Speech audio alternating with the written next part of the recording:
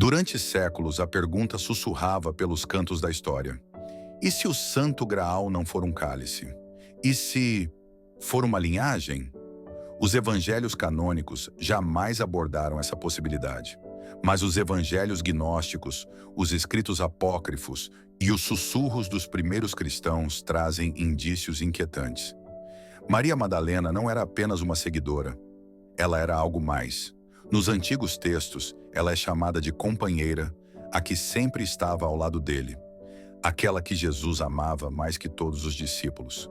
E em uma tradição esquecida, apagada deliberadamente, ela é retratada como portadora de algo sagrado, o ventre da continuação. O Santo Graal, o sangue real, talvez não seja um objeto de ouro, mas um ventre vivo, humano, carregando a descendência daquele que foi crucificado. A linhagem proibida, a herança oculta do Messias, o sangue que não se derramou no Gólgota, mas que viveu, sobreviveu e foi escondido. Mas por que isso seria perigoso? Porque um Messias com filhos humanos mudaria tudo. Ele não seria apenas o Filho de Deus, mas também o Pai de uma humanidade redimida pelo sangue e pelo amor. A igreja primitiva não podia permitir isso. Roma não podia permitir isso.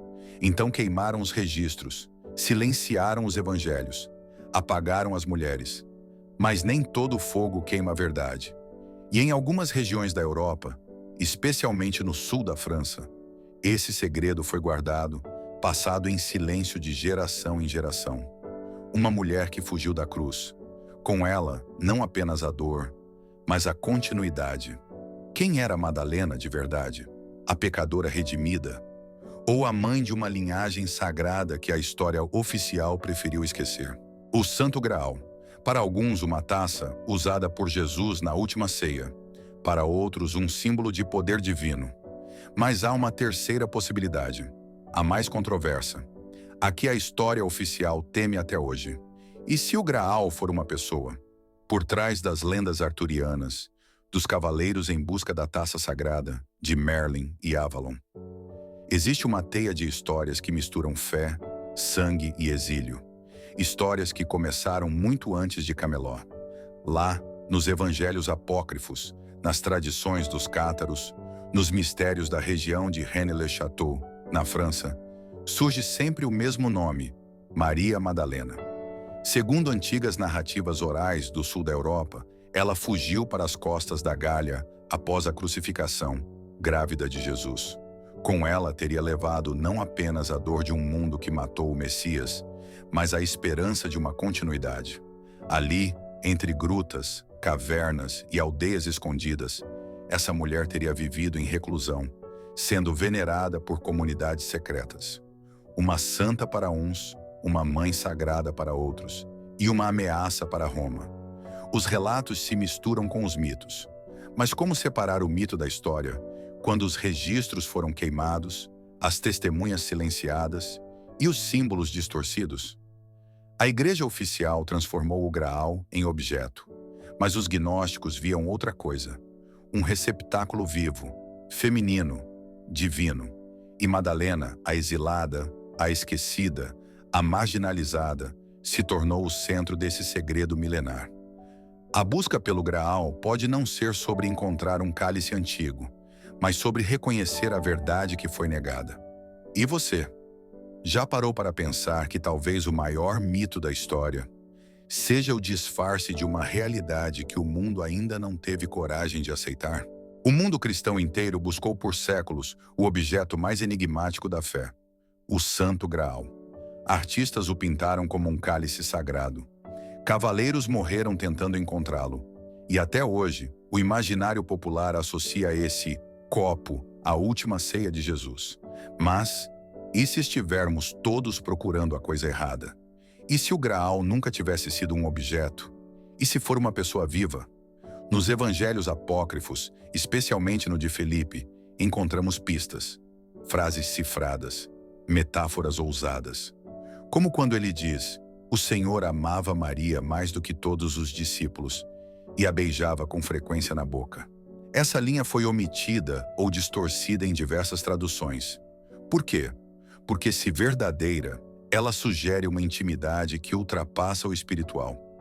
Sugere uma união sagrada, não carnal, mas divina e geradora. Não seria essa união o verdadeiro cálice?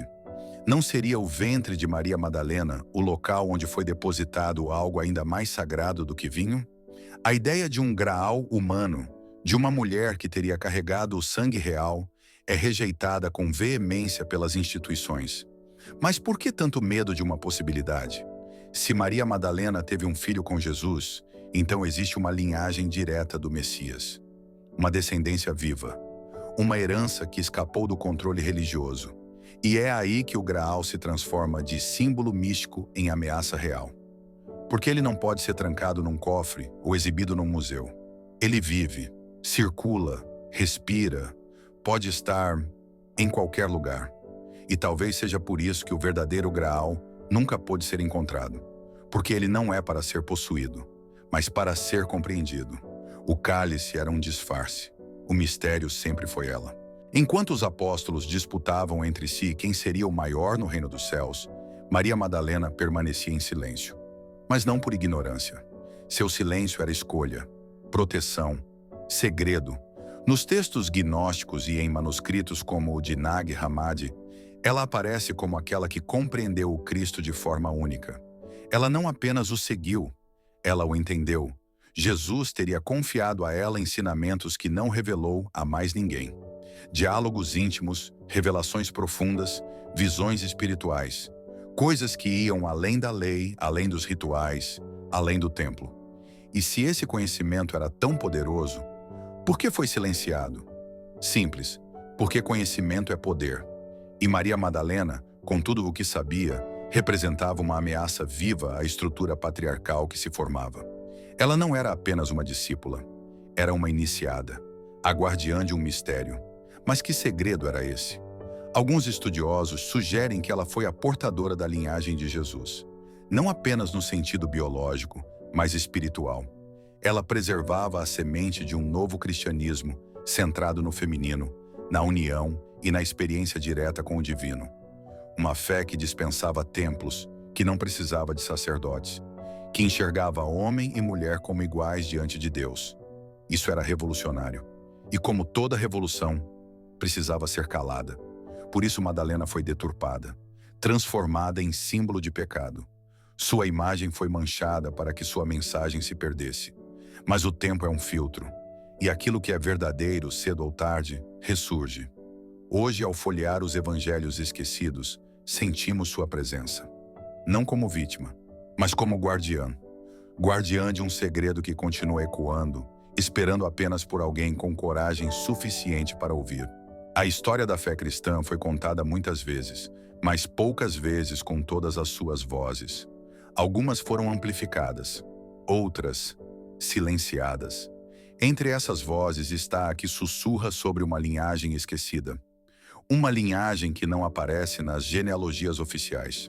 Uma linhagem de sangue, talvez, mas mais do que isso, uma linhagem de transmissão espiritual direta. Para os gnósticos, o Graal não era uma taça de ouro. Era um ventre, um símbolo da união entre o divino e o humano, do amor sagrado, da revelação partilhada entre Jesus e Maria Madalena. Essa união não era apenas romântica, era mística, iniciática, transformadora. E se Madalena foi mesmo a portadora de algo tão profundo, o que aconteceria se isso viesse à tona? O cristianismo, como o conhecemos, seria abalado. O papel da mulher na fé seria resgatado. A autoridade dos concílios, padres e impérios, questionada, e o mistério do sagrado feminino renasceria com força. Por isso, silenciar essa linhagem foi mais do que omissão. Foi um projeto. Livros foram destruídos, evangelhos considerados heréticos, discípulas esquecidas. E Madalena, a primeira testemunha da ressurreição, rebaixada à condição de prostituta. Mas a memória espiritual não morre facilmente. Ela resiste em símbolos, manuscritos escondidos, em tradições orais e, sobretudo, no desconforto de quem sente que falta algo na narrativa oficial. A linhagem silenciada continua ecoando, não com sangue, mas com perguntas, com a intuição de que algo essencial foi deixado de fora.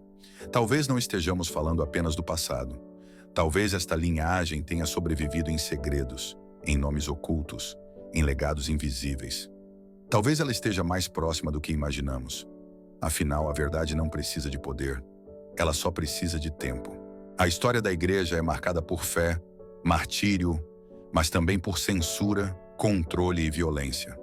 Durante séculos, o nome de Maria Madalena foi distorcido. Os evangelhos que falavam dela com reverência foram banidos. E o possível segredo de uma linhagem sagrada foi enterrado, sob cinzas, sob cruzes, sob espada. Mas a verdade tem uma resistência que o aço não compreende.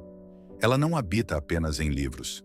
Ela sobrevive em símbolos, em tradições orais, em fragmentos de manuscritos que escaparam às fogueiras da Inquisição. Foi assim com os cátaros, foi assim em Montsegur, foi assim nas cavernas da Provença. A espada tentou calar, mas a memória sagrada resistiu.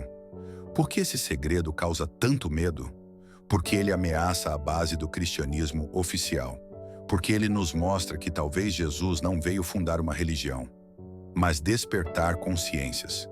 E Maria Madalena seria a guardiã dessa consciência desperta. A portadora não só de um sangue, mas de uma ideia viva. Uma fé que une, que integra, que liberta.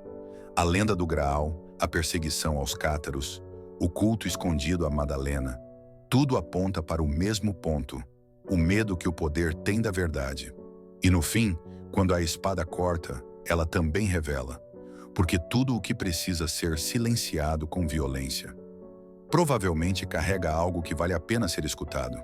A verdade sobreviveu à espada. Agora, ela precisa sobreviver ao nosso silêncio.